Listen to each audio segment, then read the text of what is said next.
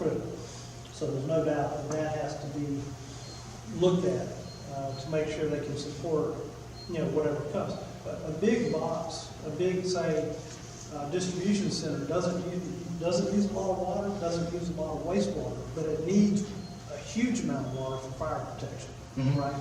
So depending on the use of the property, if it is say an Amazon with 500 employees, then we have to really start looking at, where is that wastewater flow going to go? Do we have capacity? Is it time then to, embark on a different type of wastewater treatment system? And I think, you're in that planning horizon right now where it makes sense to be looking at that. And but I'm not going to suggest that we move forward with it until we see something that we know is kind of concrete, because the city just doesn't have enough rate-paying customers on the utility system to afford a $10 million debt. And that's what it would be to build a wastewater plant. No, there are a lot of communities that are experiencing somebody comes and then the peripheral businesses build around them. So Amazon's a classic example. Quite frankly, BMW in Spartanburg 20 years ago, that was empty land. Yeah. BMW's there, now Michelin is there, now all the suppliers, are coming to that kind of thing. And so when you have, like in the case of Grantville, when you have an industry coming that is generating jobs, we're able to then tie into grant monies to offset that capital cost. Yeah. Okay. That was something else I wanted to, and I'm glad I don't like to sit down and hear him grant. I was one of the biggest supporters of us hiring a grant writer. And it was kind of a big pill to swallow what we paid them. And I thought, well, that's okay if they get, if they get us double what we're paying, that's great. But actually, I don't think we've had a lot of luck with that, do. And I think that the University of Georgia do you deal with some other municipalities that use the University of Georgia's student body? Yeah, I mean, it's just, we talked about that last year. You basically hire them for 45 days to write the grant. And so you don't have a full-time employee. You have a contract employee that works for you for 45 days to get the grant. You pay them a percentage of the grant, and they go away to Milledgeville, and they do the same thing. These are students at the University of Georgia? Or are you talking about no, there's some of the grad students, do that kind of a thing. Yeah. But then there's a degree program that prepares people to be grant writers, and there are full-time grant writers. A lot of the grant writers, even though they're full-time, they're not full-time for Grantville, which, by the way, if you can't capitalize in the name of your city in terms of getting a grant writer, I don't know who can. The point is that they would work for you for 60 days to produce the grant and then move on. I didn't mean not 10 or 1 about what to do about the grant writing, but we haven't had a lot of luck with it so far, I don't think. And so you basically hire a temp, and so the person says, I don't have to live in Grantville, I don't have to work in Grantville. Quite frankly, they can work for you and they can work out of their bedroom because it's all laptop stuff. But that's a fairly common way to approach the occasional need for a grant, is to hire a temp. I have a question. Yeah. Mr. Bishop. How much do we pay our grant? Is it $36 Yes. a year? And he has received how many grants? Well, we got one for $32,000. We've got one for $5,000. Let me think.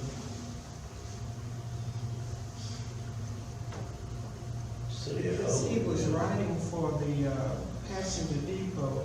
That did not come through. That was like 90. That was 90, 92, 93. But we had to create some jobs with that, some people didn't want to do that.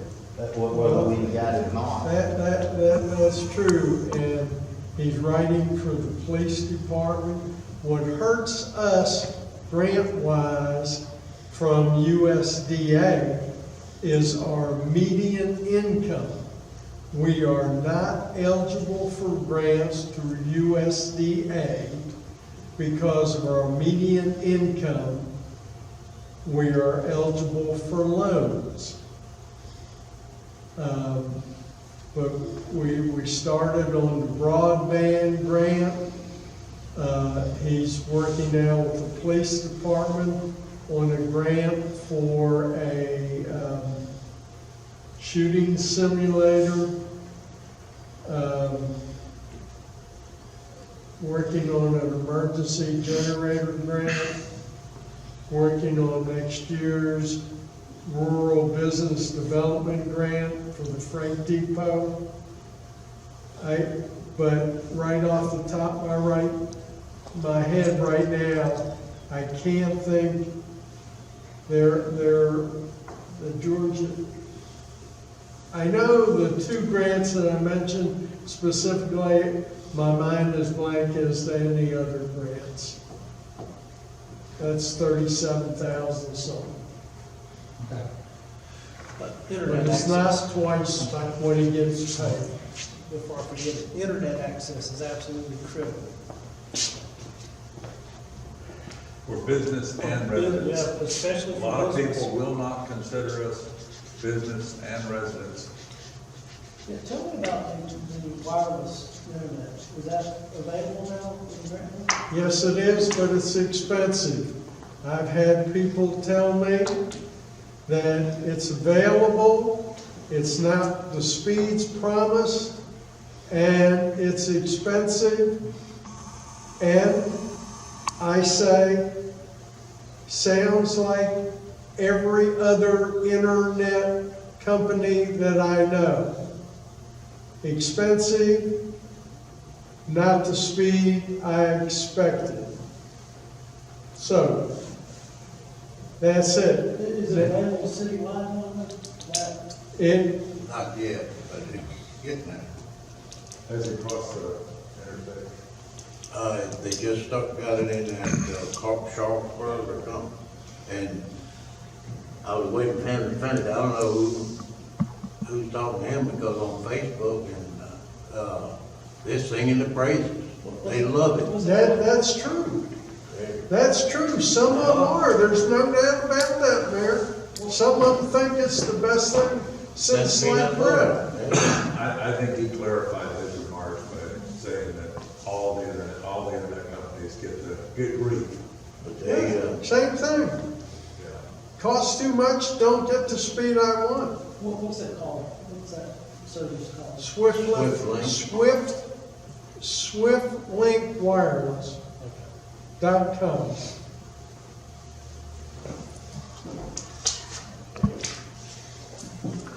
but Al, I was gonna mention you backing up on that grant writer, Hoganville hired one. If he don't get a grant, he don't get a dollar. It's strictly a percentage of what you grant. Hogansville has a low median income for USDA. They qualify for grants from USDA. Yes, Al, is that where the census comes into play, will that read income? Because, you would think if Hogansville qualifies for USDA grants, Grantville sure ought to. I mean, you would think.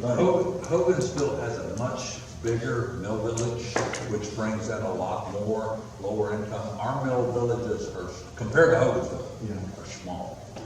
And it's all in the census tracts.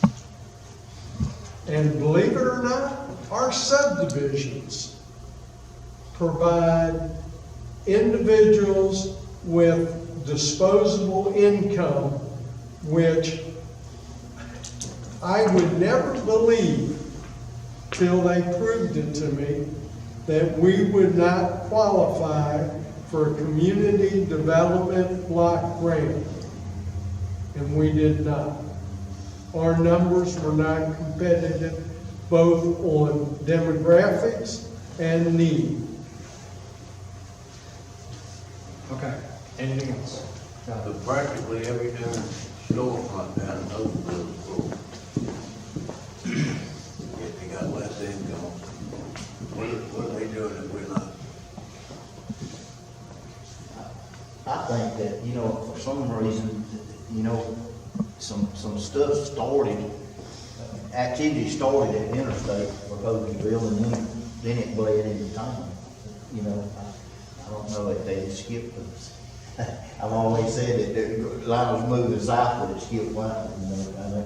Look at how many places there is to eat in Hogansville. It's amazing, really, for the size town it is. They have sewer at the interstate. So, Mayor, maybe that part of the action plan kind of thing is if we don't know what's going on in Hogansville, we should find out. And so maybe that's, again, one or two folks from Grantville that go spend some time with the folks from Hogansville and say, what are you doing that's making this work? What are we missing? It's just, I mean, subject matter experts, learn from the best. If it's working for them, we want to find out what's working for them and see if there's any possibility of generating similar or duplication of what they're doing. Sort of doing research. Good job for GNN News. One last thing, and Penny, that I do want to come to, the senior community thing comes up in almost every municipality. And there's kind of this interesting dynamic that's going, because there's 3 different kinds of senior communities.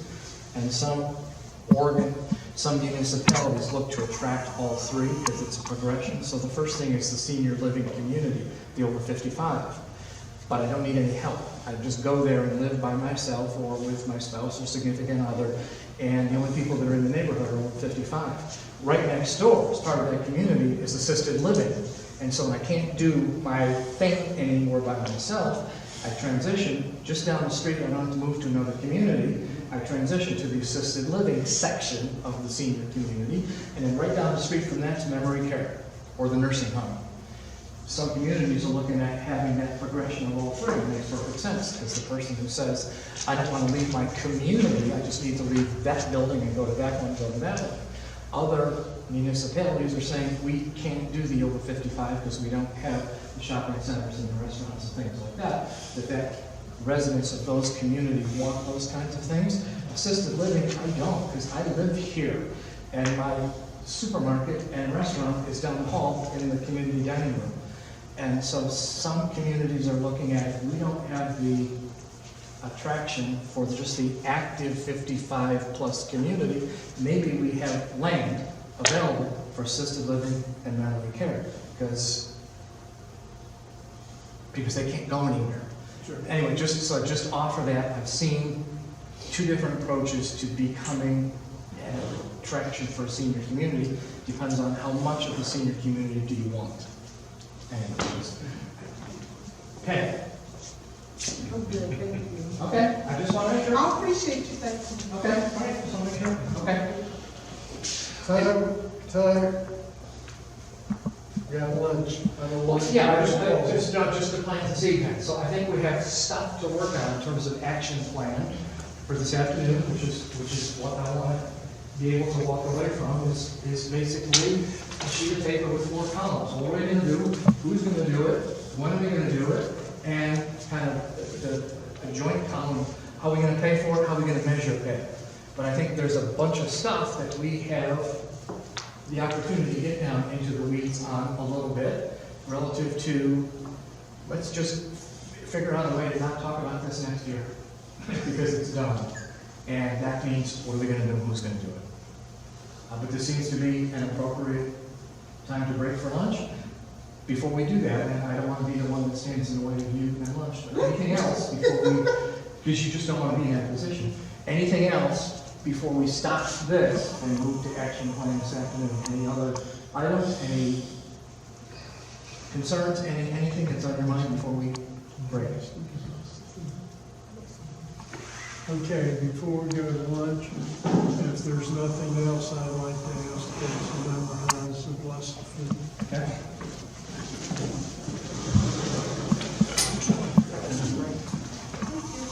Our Father in heaven, strong God, Lord, we just love you and we thank you and we magnify your great name. Father, we thank you for this food that you have prepared for us. We thank you, Lord God, that long before we reach these walls, that someone prepared this food. We're now able to eat and our bodies to be nourished by this food. Thank you, Father. We pray that this food will be used for the nourishment of our bodies, so that we may do kingdom work in thy name and for thy name's sake. We ask that you bless it now, that it's already blessed in Jesus' name. And believers in Jesus Christ said, amen. Amen. Amen.